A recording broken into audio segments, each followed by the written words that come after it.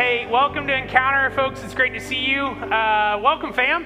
If you don't know me, my name's Danny. I get to work here, and I get to hang out with you today. John is on vacation again. It takes a couple weeks in the summer to go mountain climbing and or take his family to Tahoe. You decide which one it is. But today, how many of you like to win? Yes, you're my people. Great. We just got done declaring the win that Jesus does over death, and we celebrate that loudly and proudly. And the win I'm talking about today is a little bit of like how that plays out here on this earth. So those of you that love to win, I'm really questioning those of you that aren't the ones who love to win. Like, you've never wanted to beat your child at a card game just to remind them you're in charge? Like, paper, rock, scissors comes out, and you're like, I want to beat that person, all right? Winning is this moment that we like to celebrate, and I love to win. I love to know the rules of how to win, because in every rule there's a loophole, so you find the loophole to win. There's also moments where in our culture and companies, they're like, I want to be the best. I want to be able to win the market. I want to be able to win the moment. I want to be able to win the prize for the best looking lawn on the street. That is not mine right now. That's okay. I'm okay with that. But when you think about being the best, when you think about winning, there's such a moment in our lives that we have to recognize that what are we really going after? Now, when I was growing up, when I was in my elementary days, this was the best thing on a Friday night for me. Who remembers Blockbuster? Yes. Blockbuster. Here's how we played this game. However much coins you could collect during the week equaled how many movies you could rent on Friday night. So me and my siblings, we'd find as much coins as we could. Having a single parent, like, you do what you need to do. Mom would order either takeout Chinese or burgers from a greasy diner. We'd split everything, and if we had enough 99 cents for one, we rented one movie. If you could actually fathom $3, oh, it was a great weekend. It was a great weekend. Now, Blockbuster lost out to Netflix because they didn't think streaming was a thing. Don't worry, wandering the aisles of Blockbuster is like scrolling through Netflix. You still couldn't find a movie fast enough. Now, I'm going to show you another clip. Some of you know exactly what this is. Please, please, please, please do not say anything, because I am totally judging everybody under the age of 30 in here in a second, okay? Who remembers what this is? Okay, hold on. Who does not know what this is? Play with me. I actually have a gift. You're going to volunteer. I have a gift. Who does not know what this is? But you want to take a guess at it. What do you think this is? No, you can't ask your parents for help. What do you think this is? You have no clue. You guessed. Here you go. Here's $5 to Starbucks. You won. You just got to go get it, okay? All right, what is this? What is this device? Credit card. This was at the time the best way to track credit card charges. Now, we can just like bump our phone. Like, that credit card bill goes up really quick that way, right? But think about it. At one point in time, this was the best thing out there to track credit card charges. I still hear it in my audio, right? Now, I don't know about you, but whenever I go somewhere, there's two apps on my phone I use the most in new moments. One is Zillow. It's always curious where you're like what the cost of living is. The second one is Yelp. This is probably, if you looked at my most used apps when I'm leaving, it's Yelp. Because there's always this moment where you go, hey, what is the best food, the best barber, the best mechanic, the best lawyer? Yes, they exist. And when you're in these new moments, you're just like, hey, I want to know. And I love the fact that Yelp, you can read user experiences. When we think about best, when we think about what's winning, we have such a capitalistic, consumeristic culture that we want to know what the best is. The best neighborhoods, the best jobs, the best moments for our lives. And sometimes that idea of best plays into how we operate individually. Now, I'm going to ask you to pull out your phones real quick. Everybody, if you have a phone. Or if you actually are like me and you still write out dates manually, I'd love for you to grab that as well. Guys in the room, I'm going to give you the best use of your October 4th Saturday. Okay? It's our men's conference. It's charged. It's 8 a.m. to 3. I promise you'll be out the door by 3 p.m. so you can still go deep sea fishing for the evening. But this is what we're going to do, and we just had 70-plus guys show up at the barbecue yesterday. Ed, thank you, and Stacy, thanks for hosting that. It was fantastic. Love that space. And when we think about Charge, what we're inviting you to do is what does it look like to connect as men in our community and impact our local community. So October 4th, $48. Registration goes live in a week. Mark your calendars. I had to plug an infomercial. John does it all the time. I felt I needed to as well. All right, so here's what we're going to do. We're going to look today at Mark chapter 10. Mark chapter 10, Bible in front of you, the Bible app, or the Bible you brought. Mark chapter 10, verse 35 through 45. When we think about the best, we're asking this question: being the best or the best at being? Being the best or the best at being. And we're going to unpack that as we go through this morning. Mark 10, verse 35 is where I'm going to start. And James and John, the sons of Zebedee, that's their dad, okay? So when you see son of or bar of, that's a framework in the scriptures about where do they come from? What's their lineage? James and John, the sons of Zebedee, came up to him being Jesus, and said, "Teacher, we want you to do for us whatever we ask." It is not a question, it's a statement. "Teacher, we want you to do for us whatever we ask." And Jesus says to them, "Oh, really? What do you want?" Now, James and John, sons of Zebedee, you'll see it in other parts of the New Testament. They're referred to as the sons of thunder. Sons of thunder because they likely had fiery personalities. Also, church history actually says that they likely were the cousins to Jesus, that their mom and Mary, the mother of Jesus, were sisters. So they had familiar relationship possibly, but their personality was fiery. They owned the room, you could say it. When they said something, it was bold, boisterous, maybe even arrogant. They're asking Jesus to do something for them. What is it they're asking him to do? Verse 37. They said to Jesus, "Grant us to sit one at your right and one at your left, in your glory," of course. Now, right and left hand. Let's unpack this a little bit. This is a Middle Eastern culture in the first century. There were seats of honor. There were seats of privilege. It was often the right and left hand of who was the most important person in the room. It could have been the patriarch. It could have been a leader. It could have been a leader in the community. It could have been a political figure or religious figure. This idea of the right and left hand had a place of honor. Not only honor, but significance. So let's just slow down for a second. They're telling Jesus that they want to be put in a place of significance. They're telling Jesus that they want him to acknowledge them where they think they should be. In his glory, of course. There's this moment that they think there's someone significant, important, valuable, for the cause. And here's what's really wild. Jesus is on a journey to Jerusalem. On the journey, he just got done sharing a really pivotal moment in what we consider to be the teachings of Jesus. Danny, what was that moment? I'm glad you asked. The moment was Jesus literally just got done saying, here is how the Son of Man will be put to death. This is why we're going to Jerusalem. There is a moment that I, as God in the flesh, am going to die for the sins of humanity. So the song we just sung, that Jesus sets us free from death, is going to be real. They just got done hearing this, and then they asked them. The read the room moment wasn't good for these two right now. They were sitting here going, hey, we know what just happened. Yeah, you're going to die. Cool. Hey, Jesus, can we be more important than what we think we are? Go ahead, just appoint us right now. Like, we're cool with it. Like, we're heading to Jerusalem. Jerusalem's a really prominent place. There's all these high officials. We get to walk in with you, one on the right, one on the left. Look how important we are. And Jesus is like, okay, let's talk. Go to verse 39, or 38. Jesus said to them, you do not know what you're asking. I love this moment. I raised two boys. I'm still sort of kind of, I don't know, when they become young adults, you're still raising them or you're just watching your product. I don't know. I'm still trying to figure this one out. But raised two boys, and I can't tell you how many moments I had where I just had to go, what are we talking about? Or lean in and go, did you engage your brain at all before you did this? I'm just curious. Or, hey, boys, help me know how we got here. And the here is just this dysfunctional destruction of a room or product or laundry or a car, whatever it was.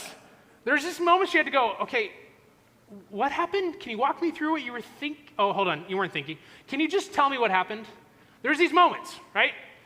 I had them too. I'm guilty. I have a resume of destruction in my history from the ages of 11. Well, I'm 45 here in a month. So like 11 to present, like it just happens, right? We are in these moments where we go, wow, I really didn't read the room on that. I didn't ask the question. I didn't really think about it. And Jesus is literally saying, hey, you have no clue what you're asking me. Because here's what he says. You don't know what you're asking. And then he asks the question, are you able to drink the cup that I drink, or to be baptized with the baptism with which I am baptized?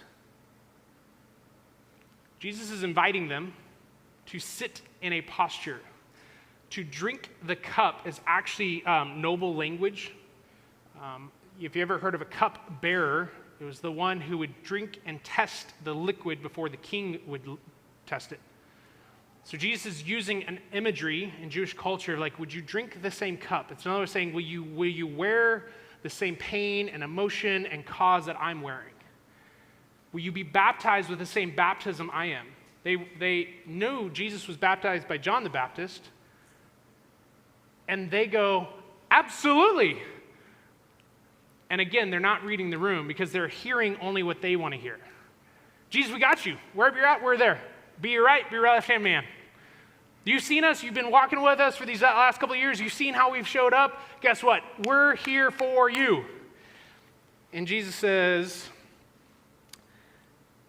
the cup that I drink, you will drink. And with the baptism with which I am baptized, you will be baptized. But to sit at my right hand or my left hand is not mine to grant, but is for those for whom it has been prepared. Jesus is foreshadowing, actually, yeah, you are going to drink the same cup. You are going to have the same baptism because you're going to die for your faith in me. You don't know it yet, but there's a foreshadowing here of your life. And in this is an opportunity where we go, hey, how are we being shaped by the Spirit? How is the Spirit of God showing up in this moment? And when we, as followers of Jesus, when we say, God, I am so thankful you declared me free from death, I now get to live for you, being shaped by the Spirit says, Jesus, what is it you want to shape in me and then through me? Because when I align my life with what you call me to, when I align my values, my priorities, my worldview, everything that I see is important through the lens of the gospel, through the lens of the resurrected Christ, through the lens of your kingdom, I will show up in the way that you call me to. To drink your cup and be baptized with your baptism means that I'm going to build your kingdom as a co-heir with Christ. That is a promise of the New Testament, that when we believe in Jesus, we actually are building his kingdom here on earth as it is in heaven. So when we sit in this posture and we say, hey, how are we being shaped by the Spirit? We go, Holy Spirit, where in my life do I need to reshift my priorities, my worldview, my perspective? I'm inviting that. And that invitation gives us space for transformation. We get to be on the front lines with Jesus to say, where you're leading, I'm going to go. What burdens your heart, burdens mine. What you say is important is going to be important to me. What you call me to, I'm going to follow. It is not with ease, but it is with transformation. The entire narrative, the entire promise of God redeeming his people, bringing them into covenant with him, is to declare his goodness, his grace, his salvation, his mercy to the ends of the earth. You just heard about our Honduras team. It's been going for how long? Ooh, you guys are listening. I love that. When we think about our global partners, when we think about our neighbors down the street, when we think about what we do on this campus, it is for the expansion of the gospel of Jesus. And in this moment, James and John are like, I want to be the best. I want to be the best. I want that title. I want that position. And Jesus goes, you're going to have it, just not the way you think you're going to have it. And then the tables turn. What I love about reading the Gospels is there's always a moment where tables turn. And when tables turn, something happens. Jesus has a teaching moment. And that is what we're going to look at. Go back with me to verse 39. They, being James and John, said to him, hey, we're able to drink that cup, be baptized. And Jesus says, yes. The cup that I drink, you will drink. With the baptism with which I am baptized, you will be baptized. But to sit at my right or left hand, that's not mine to grant, but it's for those whom has been prepared. And when the 10 heard it, they became indignant at James and John. If you'd like to add a word to your vocabulary, add this. It's fun. No one really knows what it means. I had to look it up. Thank you, Webster's Dictionary. It means this. Definition: feeling or showing anger or annoyance at what is perceived as unfair treatment. I can picture this so vividly in my head. Jesus is walking with his disciples and those following. James and John kind of lean and go, hey, Jesus, so when we get up there, like one right, one left, you cool with that? And he's like, really? Do you know what you're asking? And all of a sudden the 10 are getting a little closer. Like, why is James and John leaning in so much? Like, they really got his ear. And all of a sudden they go, yep, we got this. And I see the 10 going, all right, we're going to throw blows. Like, really? You think you're that cool? I'm annoyed at you right now, James. John, I'm going to pick on you in a second, but James, right now, like, what's your deal? Like, I just see this tense moment, and I see this tense moment between these 12 core disciples Jesus has been doing life with to release them into expanding his kingdom. And they're upset. They're annoyed. They're frustrated. They are angry. And Jesus brings them together. Jesus called to them and said, hey, slow down. Let's just check this out. You all know that those that are considered the rulers of the Gentiles lord it over them. When you see Gentile, it's a way to phrase anyone who doesn't believe in the Jewish God Yahweh. And so this word Gentile lumps everybody who's a non-Jew together. It says, so you have seen that the rulers, those who are considered rulers of the Gentiles lord it over them, and their great ones exercise authority around them. He's like, hey, I almost see him looking right at James and John. Hey, you've seen this postured and modeled, that like there's these great rulers, and then there's all these authority structures, and people have places of significance and importance. I get you've seen that. Like, we are actually controlled by this Roman government right now, even though we are in the Jewish populace. Like, Rome has taken over, and you see that. I get that. I get how you're asking the question, because the world around you is operating this way, but I'm inviting you to think differently. I'm inviting you to think that just because there's exercising authorities over here and there's these rulers set up over here, that's not what we're up to. That's not what we're up to. And he says, but it shall not be so among you. But whoever would be great among you must be your servant. See, Jesus is right now going, hey, are you trying to be the best or just the best at being my disciple?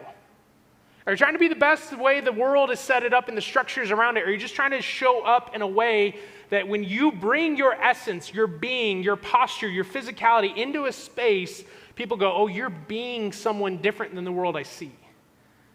See, being the best is a fun scorecard that is ultimately never achievable. Because best is super subjective. Unless you have rules, there are objective. I get Uno and all that. But when we think about being the best, it's a subjective scorecard that often we're chasing. The best at what? The best at your career? Well, compared to what? The best at financial means? Great. Compared to who? The best at job? Well, it says what? Like, maybe that's important to you, but not over here. Like, best is this weird thing that can be chased.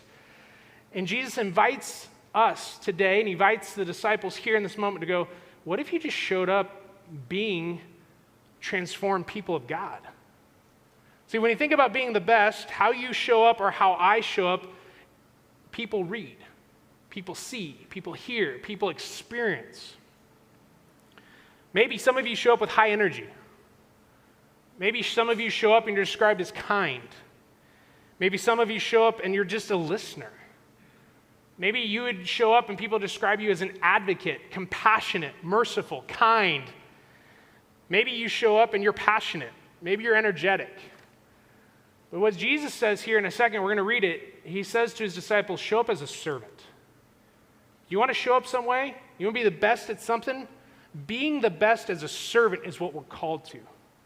He says here, but not so among you. But whoever would be great among you must be your servant. And whoever would be first among you, you must become slave to all. It's a very strong language he uses. The idea that you would be bound to obedience to serve everybody around you. That is a tall call. And he says, for even the Son of Man, he's talking about himself, came to not be served, but to serve and ultimately give his life as a ransom for everyone. When we think about this idea of servant, when we think about what Jesus calls us to be a servant in this world and in our community and in our homes and in our offices and at our schools, wherever we go, he's inviting us to show up the way he showed up, to serve, to see people as they are and to show up and meet their needs, to see people as human beings bearing the image of God as they're divinely created and go, you matter. He invites us to show up in a way that when we see a need, we respond, we don't process. When he invites us to look at the world around us and go, where can you make movement for the kingdom? Where can you show up in a way and you see a need and you go serve a need? Where can you show up and go, hey, there are people that need help and I'm going to do something about it? That the Son of Man would come to be a ransom for many, to literally give his life for all. And in that, it's the invitation of us as followers of Jesus. As transformed people who believe in the resurrected Christ, you're invited to be a servant. Your way of being is serving. Your way of showing up is with an attitude of service. It's what the New Testament church was known for. When you look at how the gospel moved through the Roman Empire of the day in a vast, quick, almost like wildfire, and then we live in California, that can be a buzzword, but when we, in a wildfire type way where it just sets off, it was because of the way that the children of Jesus served. The least, the outcast, the unknowns. It's one of the reasons right now as we're formulating what small groups will look like, every small group that is a discipling small group connected to Encounter is going to do these 5 things. Hey, we're going to engage in the study of the Word. We're going to learn how our prayer life shapes us by the Spirit. We're going to serve powerfully. We're going to know how to share our faith, and we're going to know how to disciple others. Because that's what the Great Commission, Great Commandment calls us to. So at this point, you're like, cool, great. Now what? Let's talk about it. I generally believe that all of us want to matter. All of us want to matter. We want to know we matter. We want to know we're significant. We want to know we have value. And our identity as human beings declares that we have value. Our identity as human beings declares we have value. There's this powerful Latin phrase called imago Dei, in the image of God, and it's how humanity is described. The fact that Jesus, being God himself who created the world, created humanity with divine value, divine and significant purpose, means that every human being, the 8.2 billion of us on this planet, have intrinsic value. This is one of my key fundamental beliefs as a follower of Jesus. That in my humanity, in your humanity, that we have worth. We have value and purpose, regardless of our skin color, regardless of our nationality, regardless of our family of origin, your bank account, your zip code. As a human being, you have purpose and value. Which is why the church can get to lead in places where that is not being stated. That is where the church of Jesus, those that declare faith in Christ, get to show up in the places where anybody who would be deemed invaluable, we go against that. See, right now, there is a tenseness in the national world around how we, as a country, are posturing many things. You can disagree civilly. You can disagree politically. You can disagree geopolitically that dates back thousands of years. You can disagree on theology, but what you cannot disagree with is that Jesus Christ, the resurrected one, declares that all people have value. And when that is not being said, and when that is not being stated, the church around the world gets to rise up and stand against it. Whether it's in our backyard or across the ocean. And one of the most powerful things that we have seen over the entire history of the church is when that people of Jesus Christ stand up and declare the worth of people as they are, not as they perform, not as they show up, not as the value over here versus over here, that when they just show up and go, that person matters and they matter to Jesus, then therefore I'm going to stand in allyship with that. When we think about the song that we sang that Jesus declares our freedom, in a relationship with Christ, here's how that shows up. We get to proclaim truth. And when we get to proclaim truth, what we get to proclaim is that that person, whether I know them or not, matters to Jesus and they're going to matter to me. Now, for some of us, that's on our front lawn, it's on our street, it's in our neighborhood, it's at our schools. For others that have a greater reach, guess what? It can be as far as that reach can go. So when we look at the gospel and we look at what serving looks like, where can we serve to declare that the resurrected Christ declares everybody important? Second, I believe that when we value and purpose is self-driven, we often will drift from the invitation. When we think that what we want to commit our time to is the only thing that's important, we drift. When we choose to serve only in those areas that matter to us, I actually think it could be really selfish. This is from a place of transformation, because there was a season of my life where I was like, oh, I love doing things over here because I'm good at it. It connects with my heart, and that's where I'm going to show up. That over there, it's not worth my time.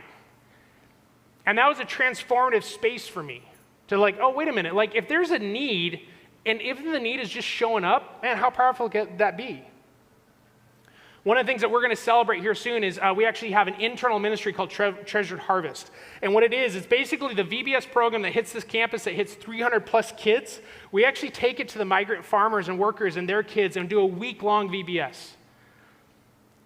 You don't need to know how to do a craft. You don't need to know how to sing a song.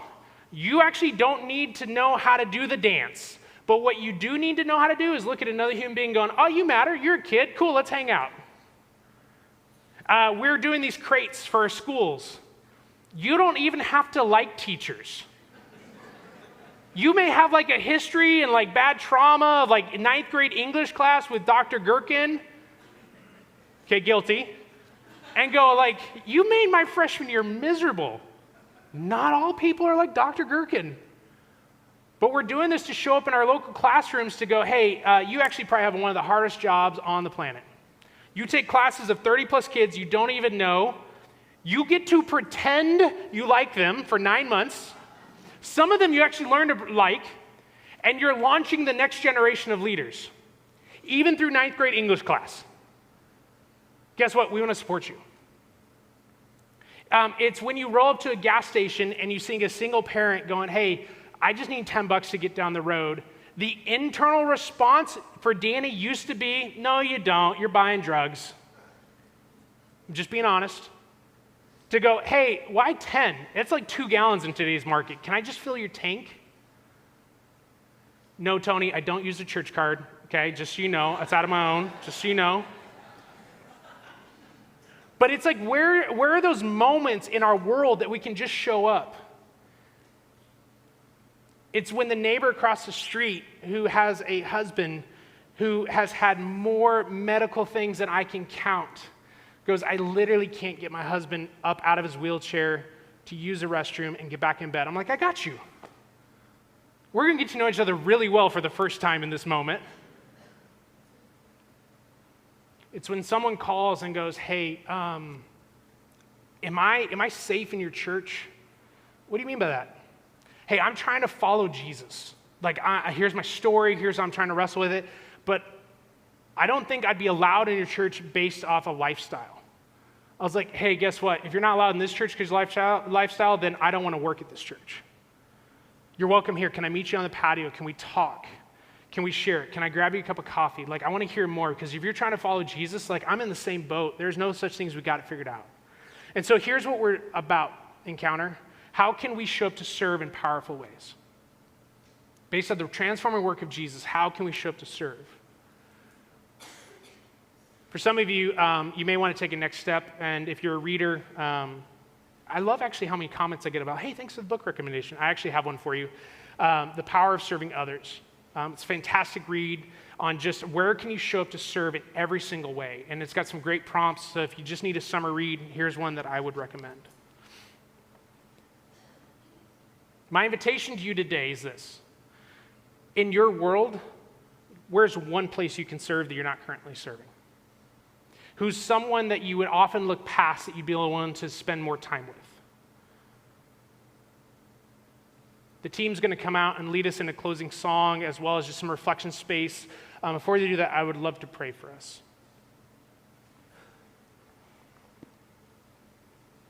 Jesus, you came to serve. And in serving, you modeled exactly what sacrifice looks like. Jesus, in our worship to you, and it's not just through song and reading of scripture, but it's in the lifestyle. And so as we go today, my ask is that you would shape our hearts to be an example of you. You came not to serve, but to serve, and you gave your life as a ransom for many, which allows us to declare victory over death. So Jesus, I would ask that you'd strip away any longing for status or recognition in us. Jesus, teach us to seek your greatness and see the world through your eyes. And while doing so, walk so humbly and so fiercely that we would love sacrificially. Continue to allow our church to be known, not by how high we rise, but how deeply we would stoop to lift others up. Make us bold in love. Make us generous in your mercy. Jesus, thanks for empowering us by your Spirit.